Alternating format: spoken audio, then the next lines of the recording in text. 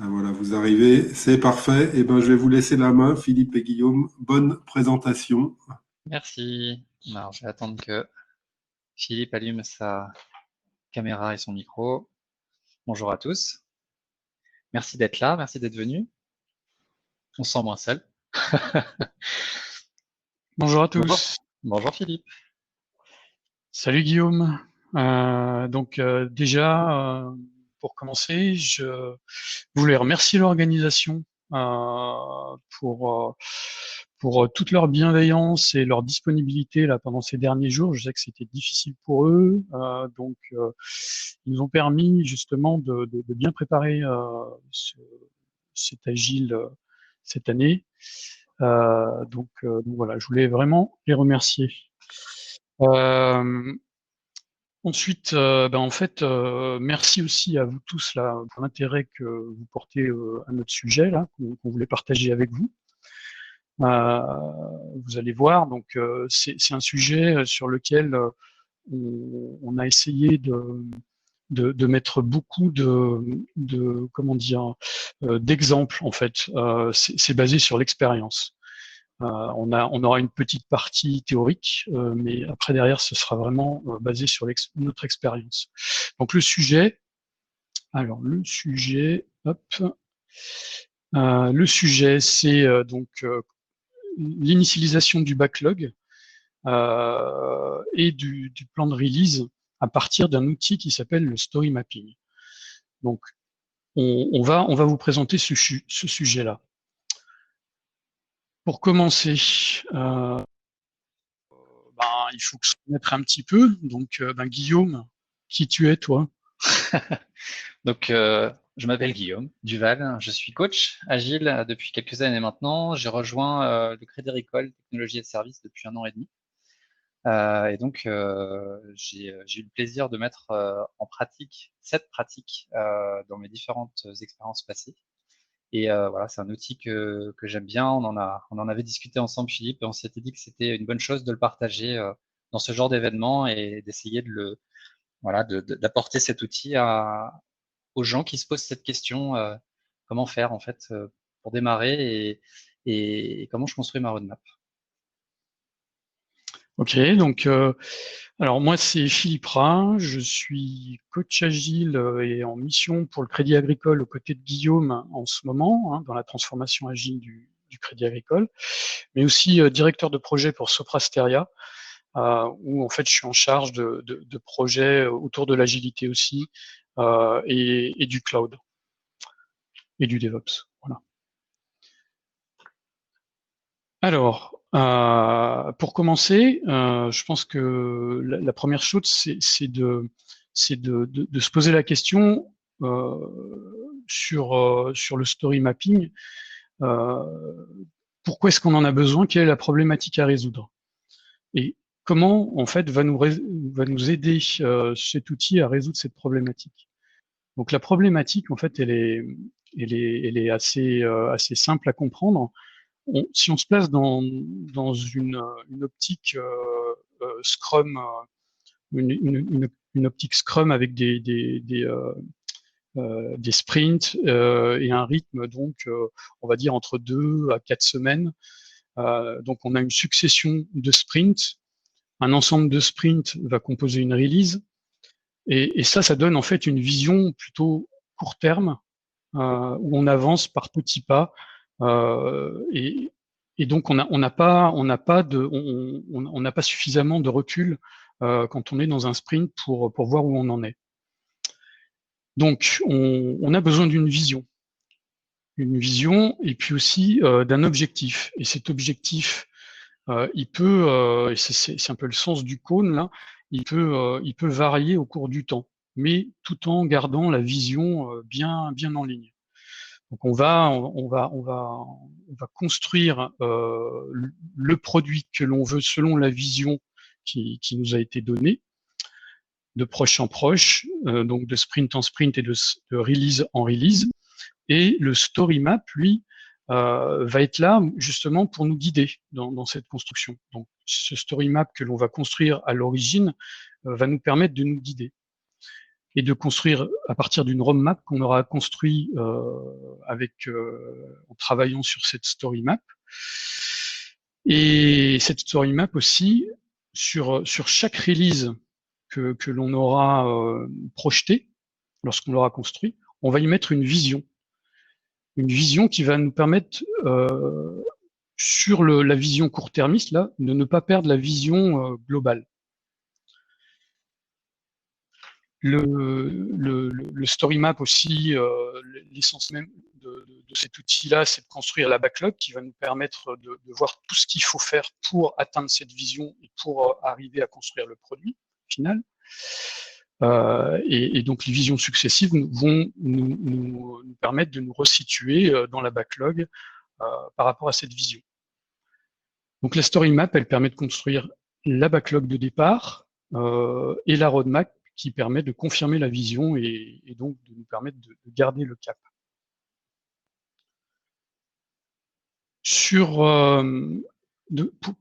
Pour prendre aussi encore un peu plus de hauteur par rapport à ce que je vous ai raconté là, un produit aussi, pour avoir la vision du produit, on construit au départ, on répond à la question du pourquoi du produit. Donc ça, c'est la vision produit, le lean canvas, qui va ensuite nous permettre de rentrer dans le processus que je vous ai décrit après, de story map, qui va nous permettre de générer une roadmap produit et un plan de release.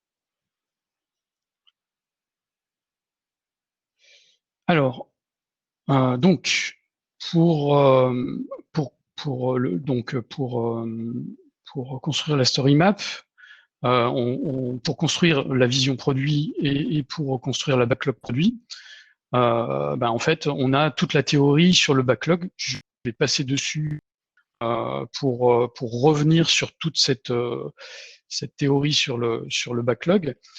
Donc là, on va focuser sur le MVP et le plan de release. En fait, un backlog, qu'est-ce qu'il faut pour fabriquer un produit? Il faut un objectif, on l'a vu. Il faut une vision, on l'a vu aussi.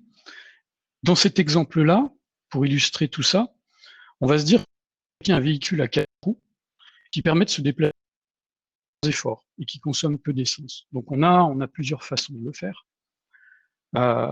Sauf que là, on a les deux premières façons de faire qui sont présentées. Ça représente pas en fait, ça représente pas ni un MVP ni un plan de release. Pourquoi? Parce que à chaque fois, on construit quelque chose qui est soit une petite partie, donc la roue ou le châssis avec la roue de la 2 chevaux, soit quelque chose qui n'a rien à voir avec le produit final. Donc là, on n'est pas dans. Ensuite, donc sur la dernière fois qu'on va fabriquer une première partie, donc où on va avoir une cabine, 2 roues et un châssis. Donc ça, c'est notre MVP. Puis ensuite, on va construire des releases successives. Donc on va mettre l'arrière de la voiture, on va la construire progressivement. Donc ça, c'est notre plan de release. Et donc, à chaque plan de release, on va avoir ces objectifs intermédiaires qui vont nous permettre de nous guider pour ne pas perdre de vue ce qu'on doit produire, ce qu'on doit fabriquer à la fin. Et l'avantage de tout ça, en fait, c'est d'avancer step by step de façon récurrente, très courte. Ça nous permet d'avoir du feedback et de pouvoir éventuellement corriger l'objectif, le réajuster, sans perdre de vue toujours la vision. Ok, par exemple, sur l'avant-dernière étape, on a construit une voiture verte. Et le feedback nous dit non, la voiture verte ça va pas, c'était gris, on préférait gris, donc là on peut encore changer et on a tout le reste qui marche bien, on change juste la couleur. Ok. Donc je vais passer la parole à Guillaume sur cette partie. Alors, je vais vous parler un petit peu de Product Backlog. Ce qu'il faut avoir en tête, c'est qu'un Product Backlog, il a plusieurs caractéristiques. La première d'entre elles, et une des plus importantes, c'est qu'il est détaillé de façon appropriée. Ça veut dire quoi, détaillé de façon appropriée? Ça veut dire que, puisqu'on cherche à faire des cycles courts, on va pas chercher à faire quelque chose de détaillé sur l'ensemble de la backlog du produit. Sinon, on en revient à faire un cahier des charges qui va nous prendre des mois à produire, et on n'est pas dans une logique de cycle court où on va essayer de recueillir du feedback régulièrement. Donc on va essayer de détailler de manière plutôt précise ce qu'on va faire tout de suite après, et de manière plutôt vague ce qu'on va faire dans beaucoup plus longtemps.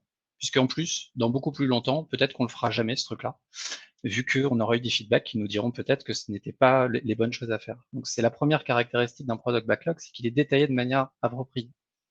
Ensuite, il est estimé. Il est estimé par les équipes qui vont être en charge de la réalisation, et ils vont les estimer en fonction du niveau d'information qu'ils ont. Et il va être estimé sur l'effort par l'équipe, et également sur la valeur par les gens qui émettent les besoins ou par le product owner dans un premier temps. Ce product backlog, il est évolutif. On a dit, l'intérêt de faire des cycles courts, c'est de recueillir du feedback à intervalles réguliers. Recueillir du feedback, c'est pas pour ne pas en tenir compte. Recueillir du feedback, c'est justement pour être plus pertinent et être plus qualitatif sur ce qu'on va produire. Donc finalement, ce product backlog, il va évoluer pendant toute la vie de la fabrication du produit qu'on est en train de réaliser. Et enfin, il est priorisé. On dit souvent qu'un product owner, sa responsabilité, c'est de maximiser la valeur produite. On va donc prioriser ce qui est le plus important en premier, ce qui a le plus de valeur. Voilà quelles sont les caractéristiques d'un product backlog. Je vais laisser Philippe un peu parler des principes d'estimation, et notamment des principes d'estimation d'effort. Ok, donc notre product backlog, il doit être estimé, et cette estimation, elle doit être collective. Elle doit être collective parce qu'elle doit être partagée par tous. Faite par ceux qui vont réaliser le produit. Ce matin, si vous étiez à la keynote, on a parlé de la poule et du cochon. Donc là, typiquement, c'est les cochons qui vont estimer le backlog parce que c'est eux qui font en fait, qui vont s'engager sur ce qui va être réalisé. Cette estimation, elle est relative aussi, c'est-à-dire que une user story ou une fonctionnalité, elle va être estimée par rapport à une autre. Et selon des principes qu'on va voir juste après. On va aussi discuter en fait lors de cette partie-là, parce que forcément, comme c'est l'équipe qui va estimer, il va pas y avoir consensus tout de suite sur l'estimation. Donc forcément, il va y avoir des discussions qui vont s'engager sur pourquoi tu as mis si fort en estimation, pourquoi tu as mis si faible.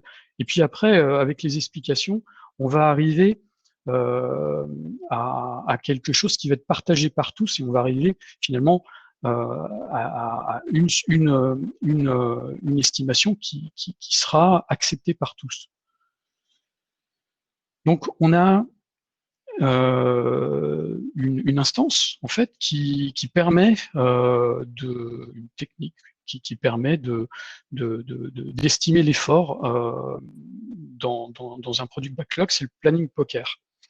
Donc le planning poker, donc c'est toute l'équipe encore une fois qui va le réaliser, et on fait une, deux, trois itérations pour rechercher un consensus. Voilà, donc on a deux types d'estimation. Soit on va estimer selon ce qu'on appelle la taille de t-shirt.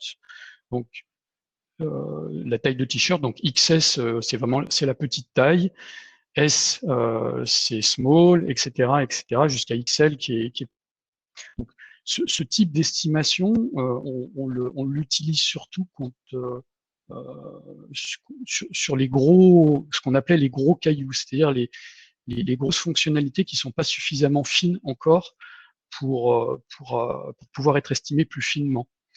Donc c'est les tailles de t-shirt qui sont privilégiées pour ça. Ensuite, lorsque on arrive sur des fonctionnalités qui sont beaucoup plus fines, des features qui sont beaucoup plus fines, au niveau de la user story là, et ben on va utiliser plutôt la suite de Fibonacci. Où là, en fait, l'équipe va se positionner sur les chiffres que vous voyez là, donc 0, 1, 2, 3, 5, 8, etc., etc. Alors, je vous ai mis un petit exemple après, un exemple d'estimation pour bien vous montrer comment ça marche. Donc, par rapport à la taille de t-shirt. Donc, imaginons là que la vision de ce qu'on veut faire, c'est fabriquer un véhicule qui nous permette de nous déplacer. Voilà. Et l'idée, c'est de dire qu'est-ce qui est le plus compliqué là-dedans, qu'est-ce qui va demander le plus d'efforts pour fabriquer ce véhicule. Donc on a plusieurs idées, il y en a 4. Et là, on va demander aux équipiers d'évaluer cet effort. Donc voilà, l'équipier 1 va mettre ses tailles de t-shirt en face de chacune de ces, on va dire, de ces épiques, de ces grosses fonctionnalités. Donc le premier, voilà, XS, S, L, M, XL. OK. Le deuxième, eh ben, c'est légèrement différent. Et vous voyez, c'est toujours relatif. Donc il les a classés de la même manière, hein. Il y a pas de différence, disons, de complexité entre d'effort, on va dire, entre par exemple la moto et le vélo. Ils estiment tous les deux que la moto c'est plus compliqué que le vélo, donc ça nécessite plus d'efforts. Donc là, on va refaire un deuxième tour pour ensuite arriver à un consensus et pour que l'équipe s'aligne sur un effort commun. Donc ça, c'est un exemple où on est plutôt pour estimer des gros cailloux, en fait. Hein, dans la backlog, c'est dans le cône, là, le triangle, c'est ce qu'il y a vers le bas, en fait. Ensuite, l'autre exemple, donc là, on a décidé, on va dire, de fabriquer une voiture. Donc maintenant, on va essayer de voir quel effort est-il nécessaire pour fabriquer le moteur, une roue, et puis des essuie-glaces. Là, de la même manière, les équipiers vont se positionner. Voilà, ils vont mettre cette fois, en utilisant de la suite de Fibonacci, ils vont mettre un effort en points, toujours relatif, qui va permettre de positionner en fait la complexité, l'effort à fournir pour fabriquer ces 3 éléments de la voiture. De la même manière, là on voit qu'il y a par exemple sur le moteur quand même une grosse différence, il y en a un qui met 100, l'autre 40. Donc là il y a une discussion qui va s'engager, on va faire un deuxième tour, on va revoter, chacun aura entendu les arguments des uns et des autres, jusqu'au 3e tour où là on va s'aligner et puis si tout n'est pas à l'identique, on va la jouer selon les statistiques. Hein. Si c'est le 100 qui apparaît le plus, on va partir sur le 100, par exemple sur le moteur. Voilà. Ensuite, c'est la priorisation par la valeur. Et là, Guillaume, je te relaisse la parole. Donc, de la même manière qu'on peut estimer l'effort en utilisant par exemple des points, la suite de Fibonacci, on peut le faire de la même manière sur la valeur métier. Une fois qu'on a fait une estimation de valeur, une estimation d'effort, on a finalement des notions de ROI qui apparaissent. Et quelque part, on va essayer de faire d'abord ce qui a beaucoup de valeur et qui coûte pas cher. C'est finalement le bon sens en action. Donc, une des techniques qu'on peut utiliser, c'est de les positionner sur un cadran pour se dire, voilà, tout ce qui est un bon ROI finalement, un bon rapport valeur-effort, c'est ce qu'on va prioriser dans la backlog. Ce qui en a un petit peu moins bon, c'est ce qu'on pourrait faire, et ce qui en a un carrément mauvais, on pourrait même se poser la question de l'abandonner ou à minima de le mettre vraiment beaucoup plus loin dans la backlog. C'est pas le seul élément qui permet de prioriser et c'est là où on va en venir avec le story map juste après. Le story map, c'est une technique qui va permettre à la fois de prendre en compte les problématiques d'effort, de taille, d'effort pour fournir pour faire les choses, de valeur, de dépendance aussi quelque part, et de logique et de logique entre les différents éléments de ce que je vais essayer de construire. Alors, comment ça se construit? Ça peut se construire de manière assez rapide et ça se construit en quelques étapes. La première étape, en général, ce qu'on recommande, c'est de raisonner en mode parcours utilisateur. Je suis un utilisateur, quelles sont les grandes étapes par lesquelles je vais devoir passer pour obtenir ma valeur? Par exemple, on fera une illustration juste après, mais un exemple rapide, c'est je suis dans le cas d'un site e-commerce, par quelle étape je dois passer, moi, en tant qu'utilisateur, pour obtenir ce que j'ai envie d'acheter. Et donc, on va d'abord créer ce qu'on appelle des épiques, c'est-à-dire des trucs qui sont assez gros et qui permettent juste d'initier le story mapping au travers de grandes étapes. Ensuite, la deuxième étape, c'est de commencer à découper ces épiques en user story, donc en éléments qui sont plus fins, toujours en utilisant la formulation en tant que je veux afin de, pour matérialiser des besoins et non pas des solutions à ce stade-là. La troisième étape, c'est d'estimer la valeur métier, ou la business value en anglais, donc au travers par exemple d'une des techniques que Philippe nous a présentées, puis l'effort, enfin les dépendances, et une fois qu'on a ces différents éléments, on va pouvoir commencer à raisonner sur un découpage en release de notre backlog. Comment je vais essayer de délivrer de la valeur au plus tôt, et quel bout je vais commencer à livrer finalement, quel incrément je vais livrer à mes utilisateurs. Le story mapping, c'est à la fois un format graphique où on va construire des choses et un format d'atelier qui va être inclusif et collaboratif. En règle générale, on l'initie au sein d'une équipe, une équipe Scrum par exemple, avec un PO et son équipe, et puis au fur et à mesure qu'on va le développer, on va l'utiliser comme support de présentation et on va aller l'enrichir avec d'autres parties prenantes qui soit peuvent permettre d'aider à enrichir le fonctionnel de ce qu'on recherche à faire, ou soit vont aider à travailler sur l'estimation de l'effort. En règle générale, c'est des ateliers qui peuvent être assez rapides. Une des dernières expériences que j'ai pu avoir là-dessus, on a fait des ateliers d'1 heure sur chacun de ces 6 points, et on est ressorti avec une première version de story mapping. Vous m'entendez? Est-ce que je peux... Oui, on t'entend. On m'entend? D'accord. Il y a une personne qui a des difficultés a priori avec... Alors je crois qu'on voit pas bien Moi je ne vois plus ta caméra, Philippe, pour info. Peut-être que c'est à ça qu'elle fait référence, Sandrine. Voilà, ça y est, c'est revenu. Et donc une fois qu'on a passé ces étapes-là, on peut avoir un premier niveau de découpage en release.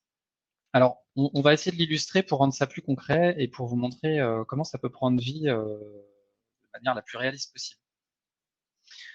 On va partir d'un cas pratique qui est le cas d'une startup. On a imaginé une startup qui s'appellerait Smart Brico et qui chercherait à transformer son expérience e-commerce d'achat de matériel de bricolage en ligne pour capter une clientèle plus jeune qu'ils ont du mal à adresser aujourd'hui. Et finalement sécuriser son business, parce qu'on se dit que si nos clients sont jeunes et qu'on arrive à les fidéliser, bah, finalement on sécurise un peu le business, ils resteront clients longtemps. Donc il y a un product owner qui est nommé, et puis il y a un directeur marketing qui bosse sur ce que devrait être cette nouvelle expérience. Et puis du coup le directeur marketing il dit moi, on a fait nos études, on a interrogé notre segment de clientèle là, sur lequel on cherche à s'adresser. C'est des gens qui n'ont pas d'argent. Donc, il faut qu'on trouve un moyen qui trouve des promos et des bonnes affaires rapidement sur notre site. Et comme ça, on va les capter et on va pouvoir capitaliser dessus comme client et les fidéliser. Le product owner, il a une chance énorme, il est sur un projet stratégique pour l'entreprise, mais par contre, il n'a pas beaucoup de temps. Il faut que très rapidement, il puisse présenter une roadmap basée sur cette vision au comité exécutif. Il a une semaine pour travailler dessus. Alors, qu'est-ce qu'il va faire? Il va réunir son équipe et puis finalement, il va commencer à travailler sur les grandes étapes. Alors, évidemment, là, on va vous le faire de manière un peu raccourcie et pas aussi détaillé qu'un vrai story mapping. Un story mapping peut prendre énormément de place. Là, on l'a fait sur vraiment une expérience raccourcie. Donc, l'équipe se réunit et réfléchit à quelles sont les grandes étapes du parcours. Donc, ils vont partir en tant que client à chaque fois et ils vont se dire, OK, d'abord, je veux faire mes courses dans un environnement sécurisé. J'ai pas envie qu'on me pique mon numéro de carte bancaire. Je veux pouvoir sélectionner des produits dans un catalogue et puis je veux pouvoir les payer, ces produits, et enfin les récupérer, tout simplement. OK, ça c'est un peu vague. Donc, du coup, on va commencer à essayer de découper ça en des choses plus précises. Alors, ça peut donner quoi? Bah, on réfléchit un peu, comment est-ce qu'on peut découper, toujours l'équipe qui se réunit et puis qui essaye de garder la vision en tête. On veut faire un site où on trouve facilement des bonnes affaires. Donc, elle va découper. Sur l'environnement sécurisé, on va parler de connexion. Alors, je veux me connecter avec un user mot de passe, je veux me connecter avec un Google Connect, ou bien je veux carrément me connecter avec mon empreinte rétinienne, pourquoi pas, allons-y, soyons fous. Pour la sélection de produits, bah, je veux sélectionner simplement des produits dans un catalogue, ou bien je veux pouvoir accéder aux offres promotionnelles rapidement pour les mettre, pour sélectionner ces produits, ou je veux avoir des suggestions de produits par rapport à mes habitudes d'achat. Ça, c'est des idées de découpage. Pour le paiement, je vais pouvoir payer par carte bancaire ou payer avec des points de fidélité, payer 3 fois sans frais. Et enfin, dans la livraison, je vais pouvoir être livré à domicile, je vais pouvoir être livré en point relais, je vais pouvoir être livré à domicile dans la journée. Donc quelque chose de plus rapide qu'une livraison à domicile standard. Une fois qu'on a fait ça, comment on peut faire, Philippe, pour un peu ordonnancer tout ça? Sur quoi est-ce qu'on va se baser? Alors, moi, je me mets à la place du PO et je me dis, mais comment effectivement je vais faire? Donc, voilà, première idée qui me vient, c'est que je vais aller revoir le COMEX et je sais que je vais devoir estimer la business value, la valeur métier de chacune de ces user stories. Donc, je vais voir le COMEX et puis je vais leur demander de faire cette évaluation. Qu'est-ce qui a le plus de valeur en fait parmi tout ce qui est ressorti? Alors par contre, je vais quand même leur demander de ne pas mettre 2 fois la même note hein, pour avoir une certaine une distinction entre chaque user story. Donc bah voilà, donc ils nous disent en gros, bah, si on regarde le résultat de leur travail, que après consensus, hein, comme on a dit, hein, c'est de la même manière que pour évaluer l'effort, ils vont se parler, il va y avoir plusieurs tours. Donc là, ce qu'on voit, c'est que la super idée là qui était ressortie de l'atelier précédent sur l'empreinte rétinienne, finalement, elle a que peu de valeur aux yeux du métier. Par contre, ce qu'on peut voir aussi, et c'est vraiment parfaitement en lien avec le je veux accéder aux offres promotionnelles rapidement et je veux pouvoir payer avec mes points de fidélité, ça recueille une valeur vraiment importante. Donc, on a ici une vraie visibilité sur la valeur business qui va être dégagée au sens du COMEX. Ensuite, donc qui représentent l'utilisateur. Ensuite, comme on l'a vu tout à l'heure, pour croiser et pouvoir faire les choix en connaissance de cause, et bien toutes ces user stories là, on va évaluer l'effort. Là, ce qui a été choisi comme méthodologie, comme outil plutôt d'évaluation de l'effort, c'est les tailles de t-shirt. Vous connaissez hein, les tailles, etc. Donc, ce qu'on voit ici, c'est que donc c'est l'équipe de réalisation qui est réunie. auxquels éventuellement on peut faire participer des architectes, des spécialistes de la data, etc. Et donc ce qu'on voit là, c'est que effectivement l'empreinte rétinienne, c'est un truc super compliqué à faire visiblement, qui a peu de valeur, donc on va le laisser de côté. Par contre, donc là, on voit déjà émerger que tout ce qui était avec une grosse valeur business, en fait, c'est pas si compliqué visiblement à faire. Il y a un peu de complexité quand même, mais donc on voit donc apparaître tout ce qu'on va garder, tout ce qu'on va garder. Maintenant, il faut quand même aller un cran plus loin et voir avec tout ça si il n'y a pas des dépendances en fait, si il n'y a pas des choses qui sont faciles à faire ou au contraire difficiles à faire avec moins de valeur, mais qui sont rattachées avec des choses qui sont qui ont beaucoup de valeur et qui sont très faciles à faire, donc prioritaires. Donc ce croisement-là va nous permettre de finalement d'avoir une meilleure vision sur la manière dont on va devoir construire le produit au final. Et justement, grâce à tout ça, Guillaume, je pense qu'on a tous les éléments finalement pour la suite. Qu'est-ce que tu en penses? Bah, écoute, ça me paraît être une bonne base pour entamer un découpage. Et en fait, souvent, quand on raisonne quand on dit prioriser par la valeur, on peut être tenté de mettre tous les trucs qui ont une valeur très forte au plus haut. Mais en fait, ça marche pas tout le temps, parce que si je prenais ce qui avait la valeur la plus élevée, accéder aux offres promotionnelles rapidement, c'est cool, mais si je le développe en premier et que je peux pas y accéder, que je peux pas me connecter, que je peux pas payer, c'est compliqué. Donc en fait, il faut intégrer cette notion de valeur pour la maximiser et faire en sorte de la livrer au plus tôt, mais il faut quand même garder des logiques enfin, il faut quand même conserver des logiques de parcours en tête.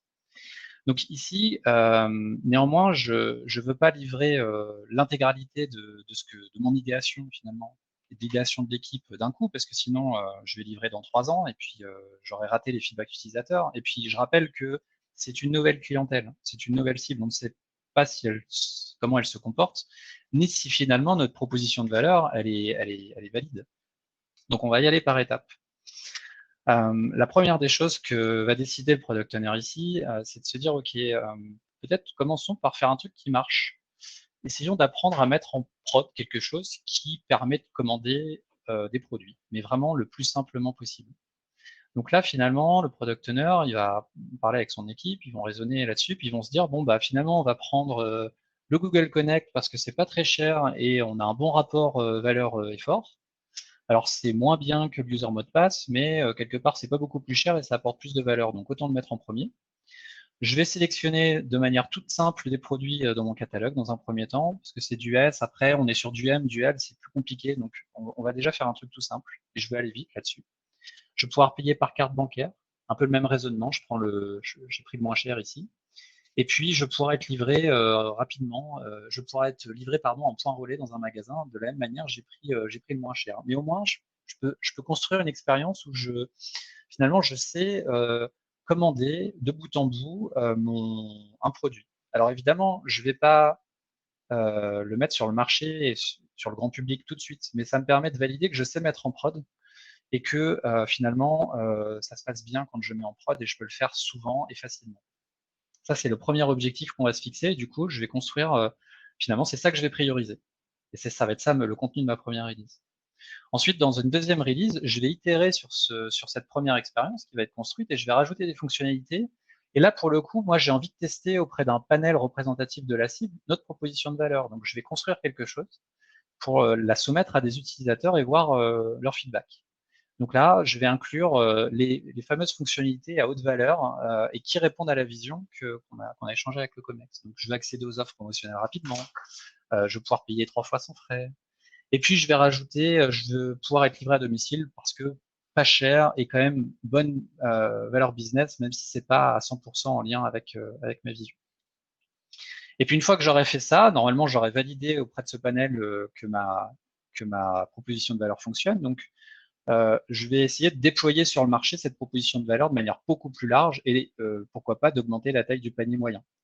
Donc là, je vais inclure, je veux me connecter avec un user mot de passe parce que en me connectant avec un Google Connect, je m'isole de tous les utilisateurs qui n'utilisent pas Google comme moyen d'authentification. Donc là, je vais essayer d'élargir. Je vais rajouter des suggestions de produits et puis je vais rajouter un moyen de paiement avec des points de fidélité. Et enfin, je me fixerai un quatrième objectif, mais là j'ai déjà moins d'idées qui correspondent. Il faudra peut-être plus tard que je refasse un peu d'idéation, mais je me dis qu'une quatrième release pourrait être d'améliorer le taux de conversion des paniers en commande. Et donc là, je me dis que peut-être de proposer une livraison à la journée, ça améliorera ce taux de conversion. Mais en fait, j'en sais rien aujourd'hui parce que déjà j'ai pas fait la première release. Et donc dans le story mapping, on va mettre tout ce qui est le plus prioritaire en haut, et ensuite on va descendre.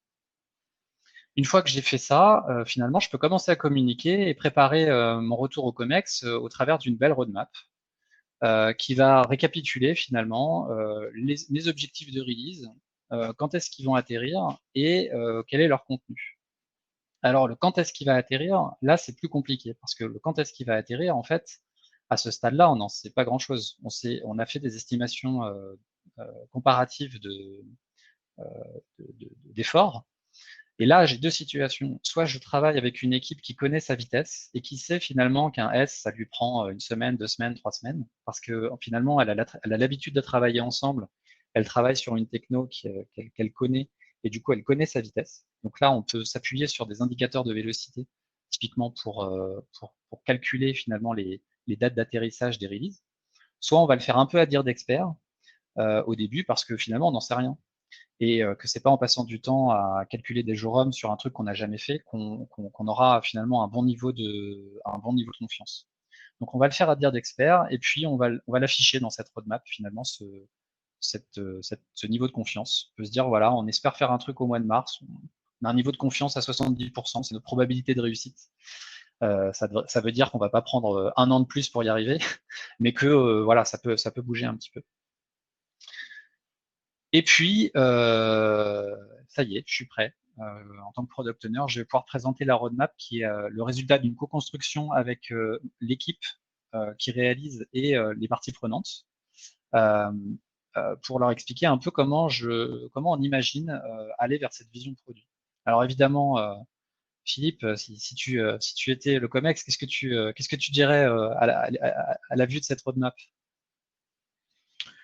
Bah, j'aimerais avoir plus de visibilité. Comment on peut être sûr en fait qu'on va arriver à atteindre les objectifs là? Euh, comment on peut faire? Et ben, à ce stade, en fait, c'est trop tôt. Ça fait une semaine qu'on bosse, donc on a besoin de confronter en fait notre plan à la réalité de notre vitesse. En agilité, on a coutume de dire qu'il nous faut au moins 3 sprints pour avoir 3 sprints, ça dépend de la durée que vous essayez. Ça peut être 3 sprints de 2 semaines ou 3 sprints de 4 semaines, 3 sprints de 3 semaines. En tout cas, au bout de 3 sprints, on y verra plus clair et on pourra l'affiner et affiner le niveau de confiance et revenir vers vous avec quelque chose de plus clair. Après, pour ce qui est au-delà de finalement de la première release, on pourrait même se dire les 2 premières releases. Au-delà de ça, ne cherchons pas trop à aller trop loin parce que on n'a même pas mis notre proposition de valeur en face de vrais utilisateurs. Donc, on va apprendre plein de choses chemin faisant et sans doute ce qu'il y a après va être amené à bouger. Donc, on verra plus tard. Et là, normalement, Philippe, en bon comex agile, Ouais, bah là, ouais, comme on est un comex vachement sympa, on va dire ouais, on va lancer le projet et puis on verra ce qui se passe après la V0 là, hein. On y va comme ça. Et puis on débloquera les fonds restants si la V0 nous satisfait. alors évidemment, c'est une vision un peu idéaliste de la réalité, mais malgré tout, la posture du product owner qui consiste à tempérer un peu le niveau de précision sur les choses qui sont très très loin, c'est une posture importante à tenir parce que elle va donner de la sécurité à l'équipe et elle va surtout donner de l'agilité à l'équipe en fait, parce que en n'allant pas trop loin sur le niveau d'engagement en termes de temps, on va pouvoir justement inclure des choses et inclure les feedbacks des utilisateurs, ce qui est fondamental dans une approche agile. Alors Philippe, est-ce que tu pourrais, maintenant qu'on a construit cette roadmap, travailler, elle délivre, qu'est-ce qui se passe ensuite? Alors, premier feedback sur la V0. On s'était un petit peu planté sur l'automatisation des process de déploiement, donc qui prennent vraiment plus de temps que ce qu'on prévoyait. Donc du coup, on l'a réintégré dans la roadmap. Donc ça, c'est une tâche plutôt d'amélioration qu'on a intégrée. Et puis sur la release 1, ce qui s'est passé, c'est que ce qu'on s'est aperçu, c'est que les utilisateurs étaient beaucoup plus intéressés par une livraison rapide pour trouver les bonnes affaires. Donc du coup, on a réestimé les valeurs métiers dans la roadmap. Du coup, le choix de demander au COMEX des valeurs métiers n'était pas forcément le plus pertinent. Hein, c'est ce qu'on en a tiré. Donc, il vaut mieux, et c'est ce qu'on va faire pour la prochaine fois, plutôt demander à un panel de clients, early adopters, de réaliser cette estimation des business value. Voilà. Alors, pour rebondir là-dessus, je vous invite à essayer d'une petite devinette. Je vous invite à trouver le nom de l'entreprise, donc une entreprise connue américaine, qui a lancé son business en 2009 sur la base de cette proposition de valeur. Donc le principe de ce qu'on proposait en fait en 2009, c'était une espèce d'expérience e-commerce qui vous permette d'ajouter au panier des articles de sites différents et de les mettre dans pour finalement les commander et avoir des réductions, des coupons de réduction en travaillant, en constituant son panier de cette manière-là. Alors, allez-y dans le chat. Donc aujourd'hui, cette entreprise, elle fait 1,3 milliard de dollars de chiffre d'affaires et 442 millions d'utilisateurs actifs par mois dans le monde. Donc c'est pas un truc vente privée. Non, c'est pas vente privée. C'est pas vente privée, mais ça aurait pu. Non, ça n'est pas vente privée. En fait, cette société, c'est Pinterest. Alors, vous allez vous dire, pour ceux qui connaissent Pinterest, vous allez me dire, mais pas du tout ce qu'ils font. Bah en fait, ouais, c'est pas du tout ce qu'ils font. Mais par contre, c'est ce qu'ils voulaient faire. Et en fait, quand ils ont quand ils ont déployé leur première release, en fait, ça n'a pas du tout marché. Leur proposition de valeur, elle a rencontré pas d'utilisateurs. Par contre, ils ont eu des feedbacks extrêmement positifs sur leur système d'ajout au panier qui consistait à épingler des images. Et en fait, ils sont partis de ça. Ils se sont dit, bah, puisque ça, pour le coup, on a rencontré un public autour de ça, on va essayer de monter un business autour de ça. Donc, ils ont un peu rétro-ingénieré leur business pour essayer de mettre de profiter en fait de cette découverte qu'ils avaient réalisée. Et donc, ils ont ensuite les milliards d'euros de chiffre d'affaires que vous voyez, c'est des revenus publicitaires. Ils ont complètement réinventé leur modèle à la vue des feedbacks utilisateurs. C'est une manière un peu, c'est une façon un peu extrême de montrer que montrer aux utilisateurs quelque chose même tôt dans le process, même sans le lancer sur un marché, sans lancer des campagnes de pub, c'est un moyen très efficace de recueillir du feedback et finalement de faire des choses qui peuvent potentiellement s'éloigner de la vision et la challenger. Quelques exemples très de story map, parce que là on est parti sur une vision un peu idéalisée évidemment pour à titre ludique et pédagogique, mais c'est un outil qu'on peut utiliser dans différents cas d'usage. Déjà, c'est un outil qui peut être physique, à base de post-it, c'est un outil qui peut être virtuel, on peut utiliser tout outil qui permet de poser des cartes sur un mur virtuel, hein, typiquement Ayobeya, Miro. Il y en a un il y en a deux qui sont spécifiques, qui permettent de vraiment faire ça en mode story mapping, que sont featuremap.co et Agile Plugin Story Map for Jira. Moi, j'aime bien à titre perso commencer sur du physique et une fois qu'il s'est un peu stabilisé, le digitaliser pour ensuite le faire vivre. Et c'est des choses qu'on peut appliquer à différents types d'exercices. Là, l'exemple de droite, c'est la refonte d'Hellobank. C'est un story mapping sur une des features en fait d'Hellobank. sur leur banque conversationnelle, donc sur tout leur système de chat. En fait, il y a très peu d'interfaces utilisateurs, donc un parcours ne veut pas forcément dire des écrans. L'exemple de gauche, c'est le virement instantané chez Crédit Agricole, et j'ai même pu le mettre en place sur la production de reporting pour la Banque de France. Donc c'est des choses en fait qui peuvent s'appliquer dès lors qu'on n'a pas forcément des interfaces, mais des logiques de parcours utilisateur et de besoins orientés utilisateurs.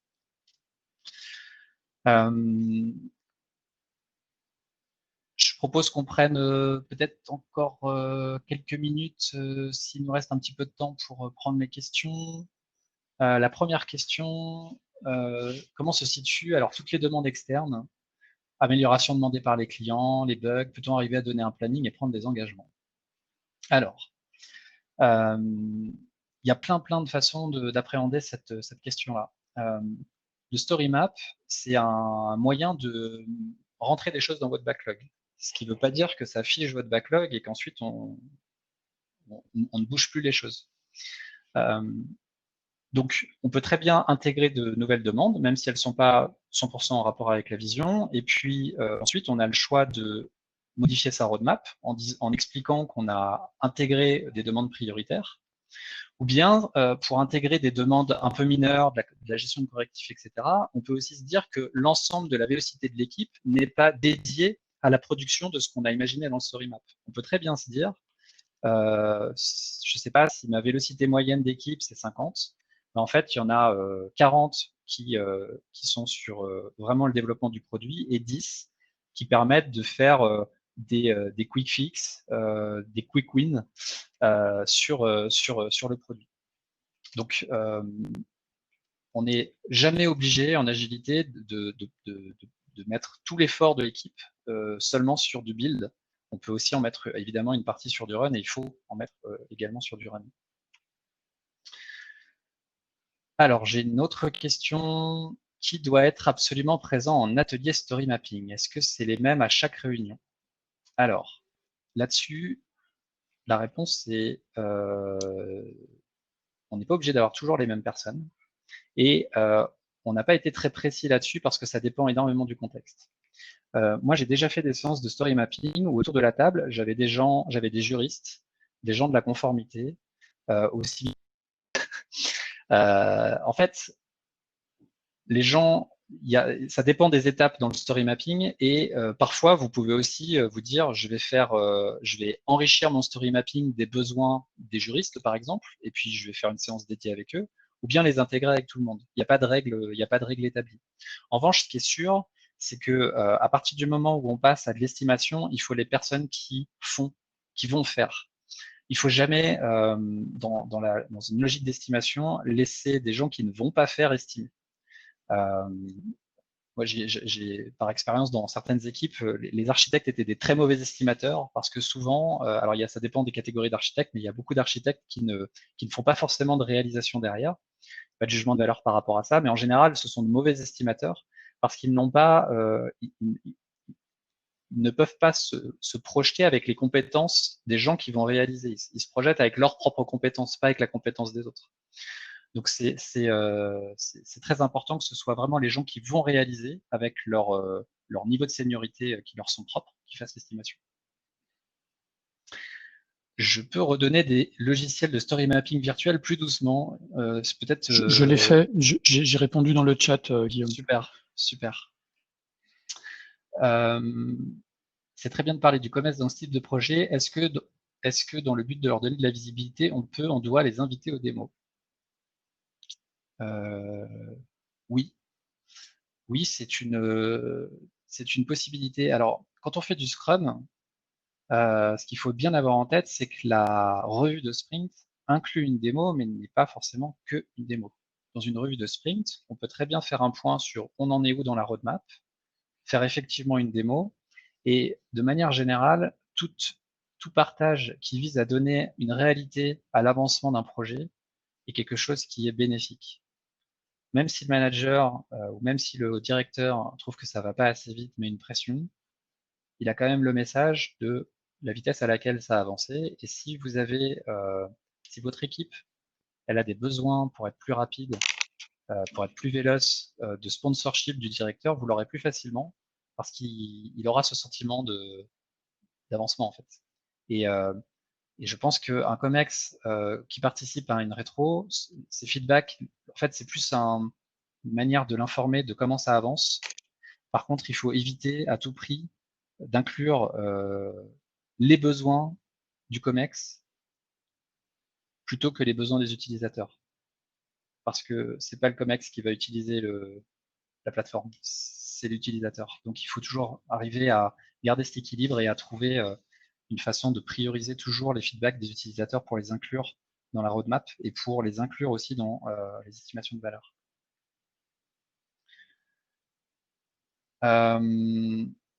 Qu'est-ce que j'ai d'autre comme question?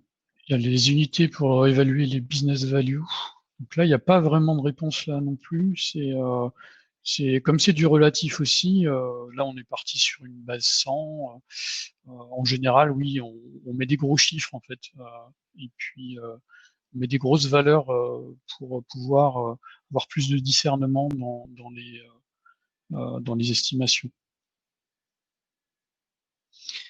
Ce qu'il faut garder, c'est que plus que l'unité, c'est l'approche comparative qui est importante. Ici, ce qu'on a vu tout à l'heure dans l'exemple, c'est que quand on a une valeur business à 5, donc en fait faible, et un effort très élevé, on peut déjà faire des choix en fait. On n'a pas besoin d'aller spécifier ce que serait l'empreinte rétinienne, on sait déjà qu'on va pas le faire. Et en faisant ce genre d'estimation qui parle à tout le monde, il n'y a pas besoin d'être un expert pour comprendre ce que c'est qu'une note de 1 à 100 et ce que c'est qu'une taille de t-shirt. Ça parle à tout le monde. On peut déjà faire des choix sans aller trop loin dans l'instruction de la façon dont on va le faire. Et ça fait gagner énormément de temps.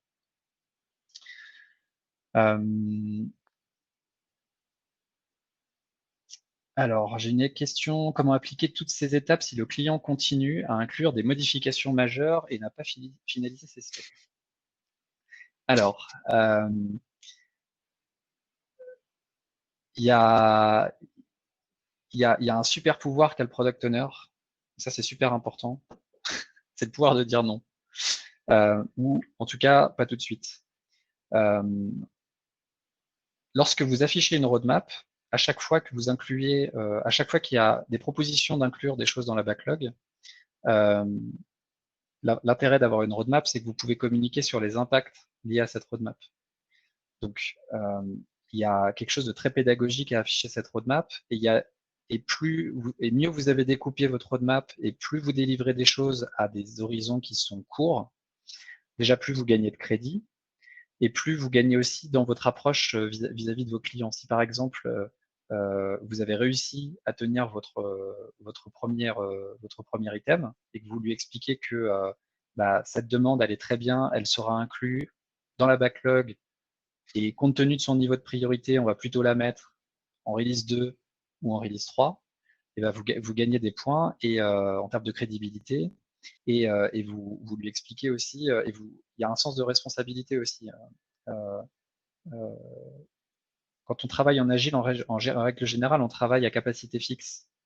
C'est-à-dire qu'on a une équipe qui avance, qui a une vitesse, et la question n'est pas de savoir comment doubler sa vitesse, la question c'est de savoir comment est-ce qu'on fait les choses dans le bon ordre pour s'assurer que elle fasse les choses les plus importantes en premier.